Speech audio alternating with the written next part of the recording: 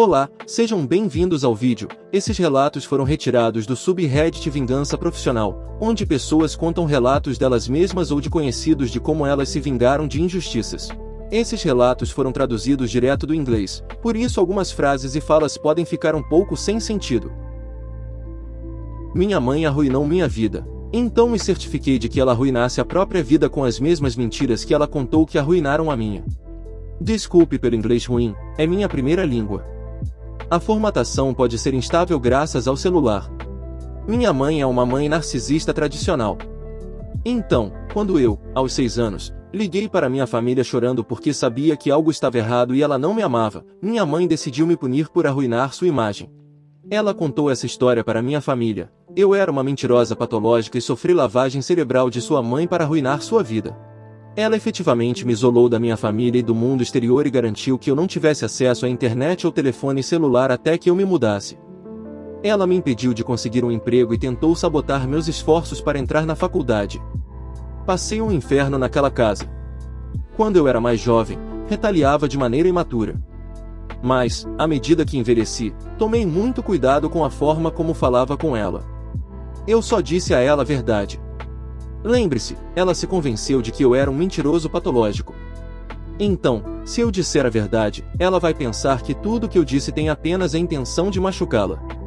Se eu disser você deveria trazer um guarda-chuva hoje, parece que vai chover, ela fará questão de não trazer um para me irritar, e acabará ficando debaixo de chuva.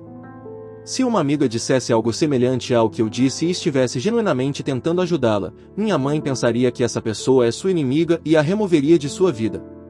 Ela só tem pessoas desagradáveis em sua vida desde que se afastou de todos que se importavam com ela. Alguns exemplos, se você quiser ler. Eu contava a ela sobre seus amigos que estavam tramando pelas suas costas. Ela não acreditava em mim e passou ainda mais tempo com eles. Eles colocaram o nome dela no pagamento de um objeto que ela não possui e agora ela tem que pagar dezenas de milhares de dólares por isso. Não se pode dizer que eu não a avisei. Quando ela tinha problemas no trabalho, eu lhe dizia exatamente o que ela estava fazendo de errado e por que as pessoas não gostam de trabalhar com pessoas irritadas e difíceis. Ela achava que eu estava tentando prejudicá-la, então ela intensificava ainda mais esse comportamento. Ouvi dizer que agora ela está lutando para manter o emprego. Seria péssimo ser demitido logo antes da aposentadoria. Não se pode dizer que eu não a avisei. Ela me ligou pedindo conselhos, risos, certo? Ela basicamente ia voar pelo país para perseguir alguém e eu disse a ela para não fazer isso, ele iria desgostar dela ainda mais, e ele poderia chamar a polícia. Entrei em contato com o pai dela e disse a ele para tentar impedi-la. Ela foi porque agora estava convencida de que daria certo. O pobre rapaz estava escondido em seu local de trabalho enquanto ela estava do lado de fora chorando para que ele saísse. Você não pode dizer que eu não a avisei. Ouvi dizer que ela está em terapia agora, mas não parece estar funcionando muito. Eu posso imaginar o porquê. Deve ser uma experiência muito perturbadora ter um profissional lhe contando as mesmas mentiras que sua filha, mentirosa patológica, lhe contou. Acho que é assim que se mata alguém com bondade. Irmão arruinou meu casamento ao propor casamento, então eu estraguei a proposta dele. Conta descartável. Eu, homem de 35 anos, tenho um irmão caçula, Todd, homem de 29 anos, que teve um parto complicado e teve que ficar um mês na UTI e por isso meus pais sempre o idolatraram e quase não o negaram nada, nem que fosse para em detrimento de minha irmã Abby, mulher de 32 anos, e eu. Meu irmão absorve a atenção e, em mais de uma ocasião, tornou-se o centro das atenções em um evento especial meu, de minha irmã ou de um primo. Por causa disso, Abby e eu temos um relacionamento tenso com Todd e nossos pais. Infelizmente, Todd conheceu e se apaixonou por Lucy, mulher de 24 anos, que anunciou sua própria gravidez no chá de bebê que minha mãe preparou para Abby. Quando pedi minha esposa Michelle, mulher de 30 anos, em casamento, eu só queria um casamento a dois, mas ela realmente queria que a família dela estivesse presente, então eu convidei minha família por obrigação. Durante o evento, meu padrinho, Jim, homem de 35 anos, notou um recibo de uma joalheria caindo do bolso de Todd. Jim confrontou Todd sobre isso, o que levou a uma discussão. Jim me contou tudo e eu disse a Todd que ele não seria mais padrinho porque eu sabia que ele iria propor casamento durante a minha cerimônia.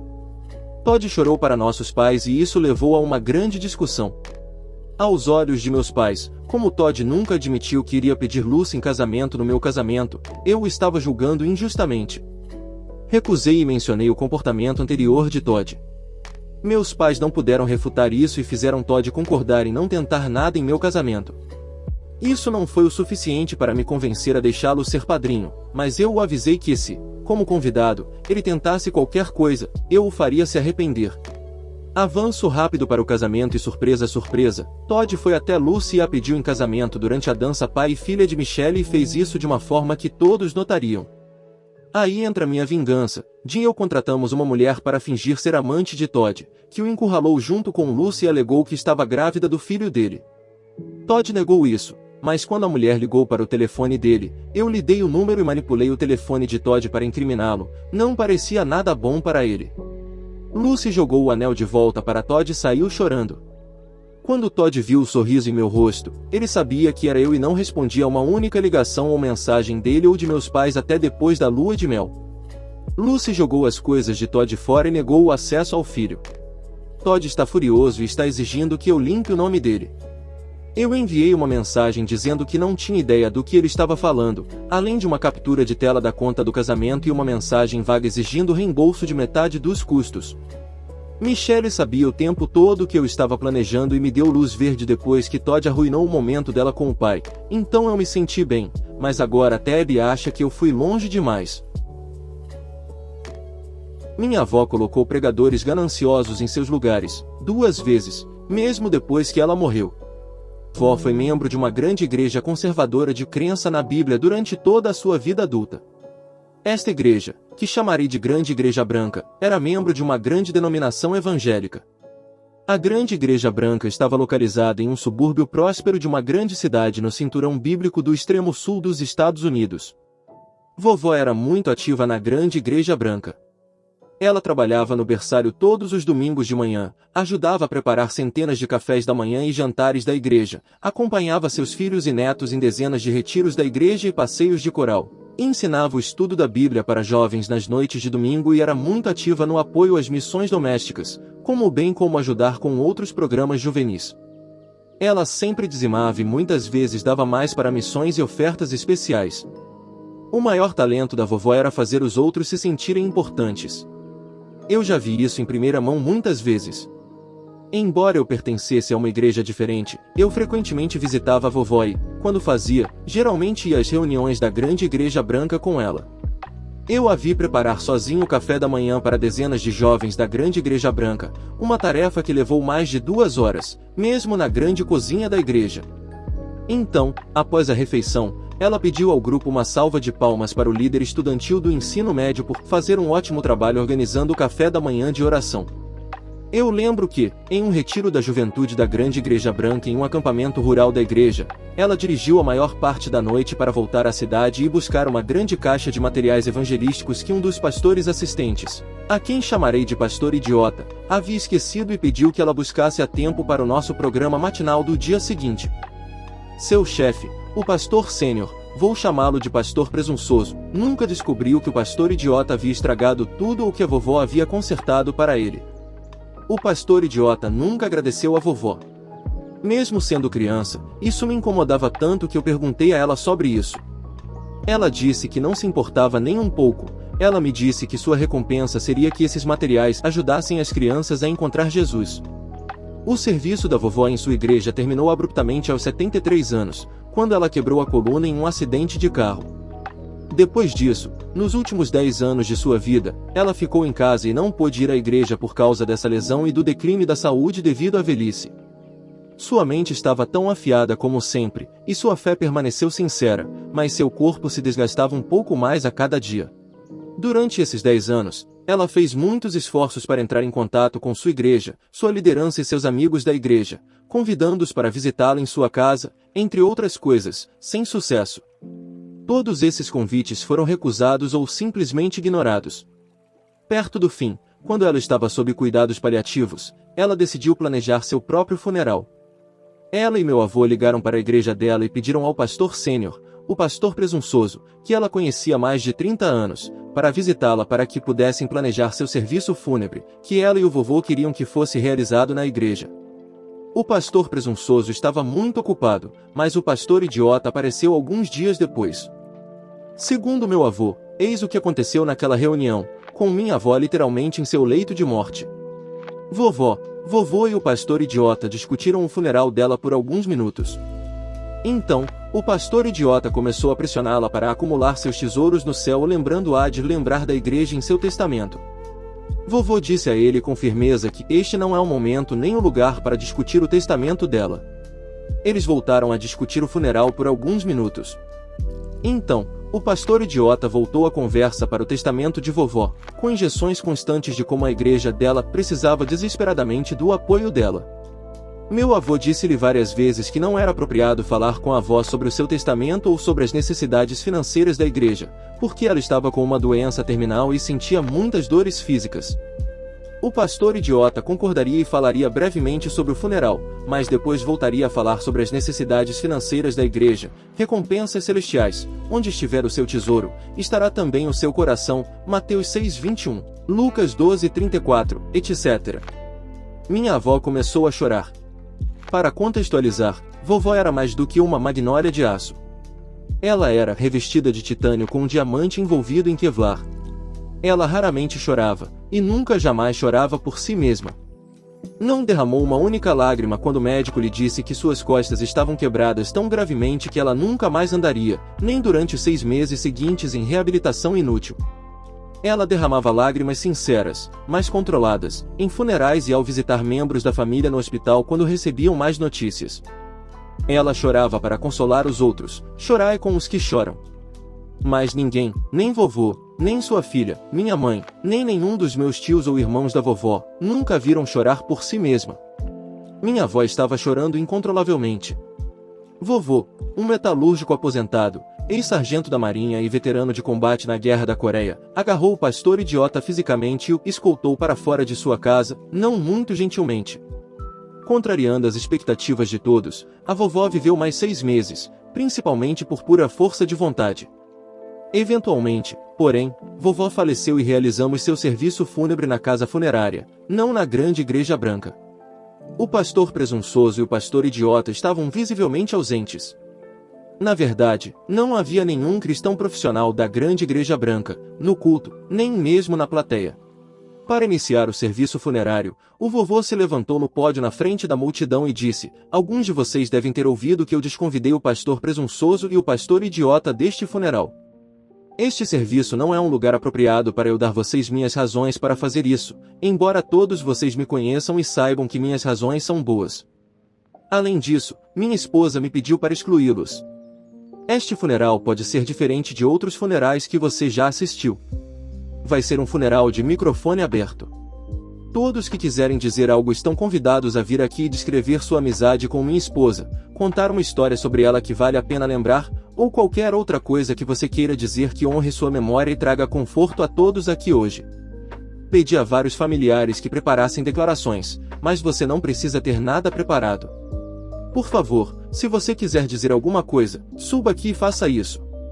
Havia cerca de 100 pessoas no funeral, pelo menos um terço deles eventualmente se aproximou do microfone. O culto, que havíamos planejado para durar cerca de 30 minutos, durou mais de 2 horas, e pelo que sei, ninguém saiu mais cedo. Houve risos, choros e abraços. 3 de seus netos tocaram algumas de suas canções favoritas no piano e no violão. Todos nós demos as mãos e cantamos seus hinos favoritos. Depois, dezenas de pessoas disseram ao meu avô que foi um dos funerais mais reconfortantes e edificantes a que já compareceram. Mais do que alguns comentaram que funerais são melhores sem pregadores de qualquer maneira, ou algo semelhante. Lembrando de seus pastores e sua igreja em seu testamento, o golpe duplo. Algumas semanas depois, era hora de começar a distribuir os legados do testamento da vovó. Embora a vovó e o vovô se amassem muito, eles tinham testamentos separados porque, ela disse à minha mãe, isso torna mais fácil para nós respeitarmos o território um do outro, e porque o advogado deles havia recomendado isso. Ninguém pensava que meus avós eram ricos. Eles moraram na mesma casa pequena, mas charmosa, em um bairro suburbano próspero e bem cuidado nos últimos 50 anos, trabalharam duro e viveram modestamente. Mas havia rumores de que eles tinham um pé de meia muito bom. Claro, não há nenhuma exigência legal para que alguém compareça à leitura do testamento, ou mesmo para uma leitura. As telecomunicações modernas e a alfabetização quase universal tornaram esse costume exótico praticamente extinto. Mas a leitura do testamento era uma tradição em nossa família porque eram daqueles eventos que davam à nossa família extensa e unida uma desculpa para se reunir. Nunca tivemos reuniões de família. Eles eram muito difíceis de programar para nossa grande família. Mas nós nos reuníamos em aniversários, feriados, funerais, batizados, etc., de modo que, se você fosse a vários deles, veria quase todos os seus primos, tias, tios e até tias e tios-avós que eram irmãos e cunhados do vovô e da vovó. Com essa tradição familiar em mente, muitos dos testamentos de nossos familiares muitas vezes continham legados muito pessoais de itens que tinham pouco valor monetário, mas eram a maneira do familiar falecido dizer a seus entes queridos que desejavam compartilhar uma lembrança querida com eles pela última vez. Como um incentivo adicional para comparecer, o boato da família estava cheio de especulações, encorajado pelo vovô, de que o testamento da vovó continha algumas surpresas. A leitura foi realizada em uma sala de conferências no escritório de um advogado. Sem surpresa, os participantes incluíram minha mãe, bem como tias, tios, tias-avós, tios-avós e muitos dos netos. Ficamos todos surpresos, no entanto, ao ver o pastor presunçoso e o pastor idiota da grande igreja branca. Eles nos informaram que o advogado da vovó havia dito a eles que o testamento da vovó continha legados não apenas para a grande igreja branca, mas também para eles pessoalmente.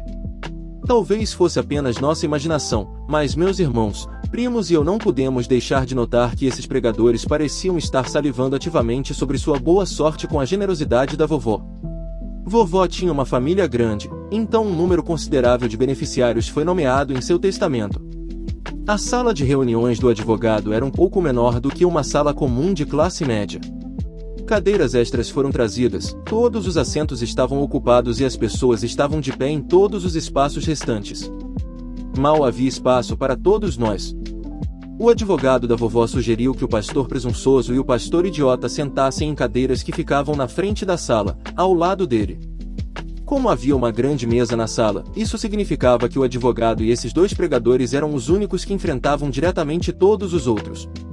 Embora os pregadores estivessem satisfeitos por estarem fisicamente próximos ao centro das atenções, eles não perceberam, como todos nós notamos rapidamente, que esses assentos tornavam fácil para todos os outros na sala observá-los de perto, e praticamente impossíveis para eles deixarem a sala superlotada antes que toda a reunião terminasse, porque eles estavam mais longe da única porta da sala e havia quase 2 dúzias de pessoas de pé ou sentadas entre eles e seu único caminho para escapar.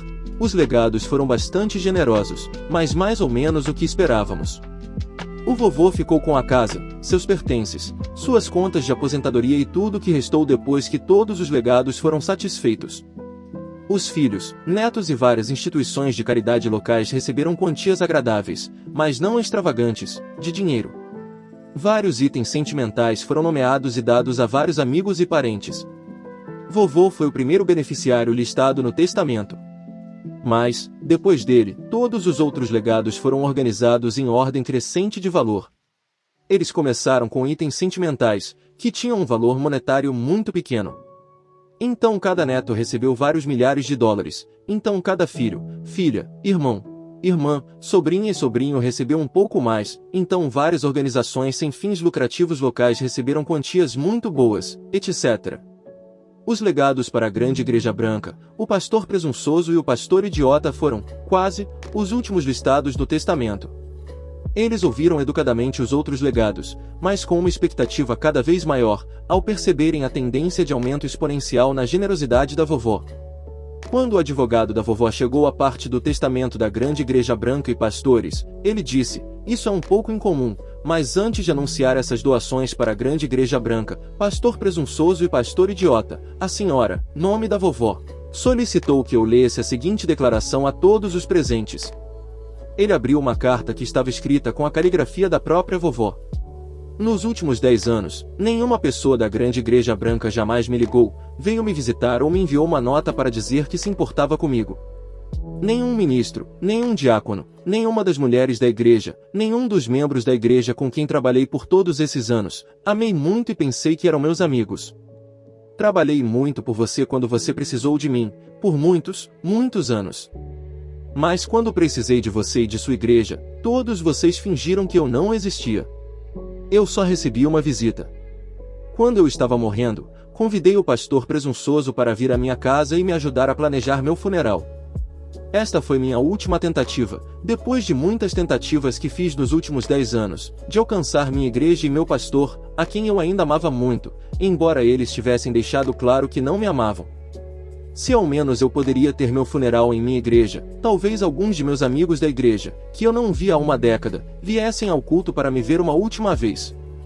E eu sei que eles adoravam ouvir o pastor presunçoso pregar, então se ele pregou em meu funeral, talvez eles fossem ao meu funeral para ouvi-lo, mesmo que não tivessem vindo me ver. Mas o pastor presunçoso não encontrou tempo para me visitar, ou mesmo me ligar para dizer se ele estava disposto a pregar em meu funeral. O pastor idiota veio à minha casa, mas não quis falar sobre meu funeral.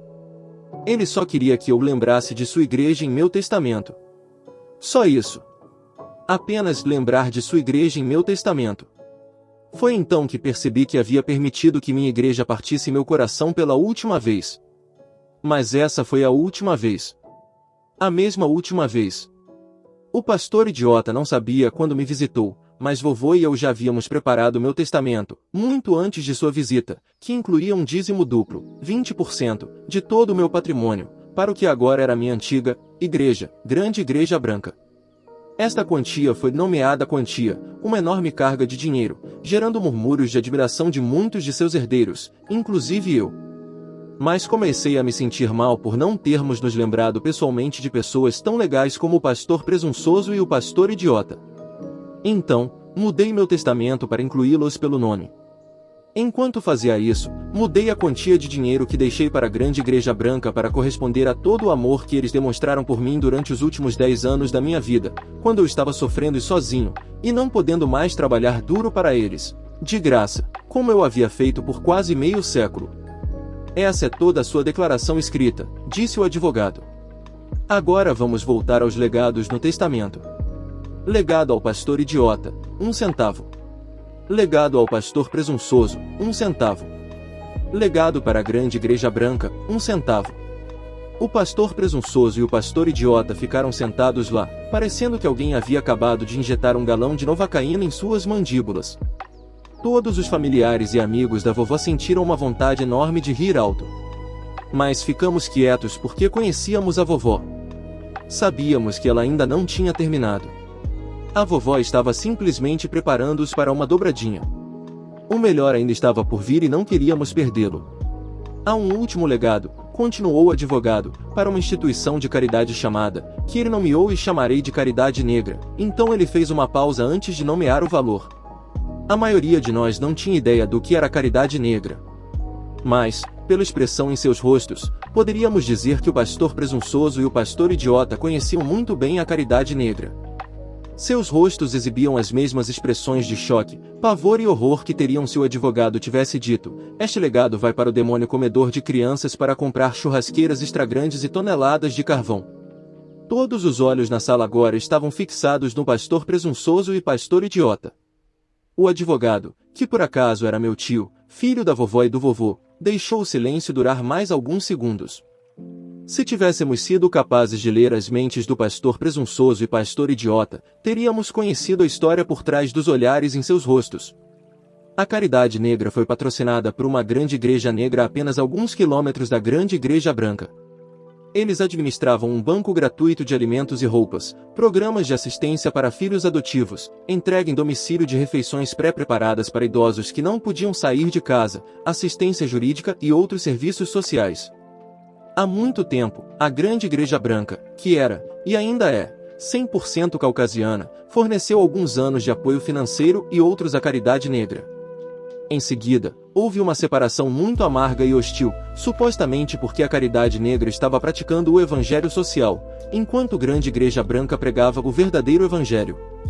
A Grande Igreja Branca até processou para tentar recuperar parte do dinheiro, embora o processo tenha sido resolvido e muito pouco dinheiro realmente mudou de mãos. Mas, sendo o interior do sul, todos sabiam o verdadeiro motivo pelo qual a grande igreja branca, ou qualquer igreja branca, pararia de apoiar uma instituição de caridade negra. Aqueles manos estavam ficando arrogantes e não paravam em seus lugares. A vovó e o vovô haviam pensado seriamente em deixar a grande igreja branca naquela época. Mas eles raciocinaram que era melhor ficar lá e ensinar a tolerância com suas palavras e exemplo. Eles sabiam que nunca iriam persuadir a todos, mas talvez pudessem alcançar alguns dos jovens em sua igreja branca e quebrar o ciclo geracional do racismo. A vovó costumava nos dizer: minha igreja é meu campo missionário. Não aprendemos a verdadeira profundidade de sua declaração até depois que ela morreu. Desde então, a vovó e o vovô secretamente enviavam uma parte de seu dízimo para a caridade negra todos os meses. A maior parte da família da vovó, inclusive eu, não soube de nada disso até o fim da reunião. Mas o pastor presunçoso e o pastor idiota obviamente entenderam o que a vovó, por suas ações que são mais poderosas do que palavras, estava dizendo a eles. Se você tivesse crescido como uma pessoa branca no interior do sul, como vovó, vovô, pastor presunçoso e pastor idiota, você entenderia. Para muitos sulistas brancos, essa era uma das coisas mais ofensivas que você poderia fazer a eles. Ao mesmo tempo, os rotulou como racistas, condenou seu fanatismo e esmagou suas ilusões de superioridade branca, dizendo: esses seres humanos negros, a quem você odeia, desrespeita e maltratou, são pessoas melhores do que você. Portanto, eles merecem mais meu dinheiro do que você. Tendo dado tempo para que todos observassem o pastor presunçoso e o pastor idiota enquanto pensavam sobre como sua igreja branca tratou esta instituição de caridade negra, e como eles e sua igreja trataram nossa avó. O advogado disse: a quantia é. Então ele mencionou o exato mesmo valor que a vovó havia mencionado em sua carta manuscrita, a enorme quantia de dinheiro que teria ido para a grande igreja branca se ela não tivesse mudado seu testamento. Se gostou do vídeo, não se esqueça de deixar o like e se inscrever no canal, e se quiser, pode sugerir um subreddit nos comentários. Até a próxima!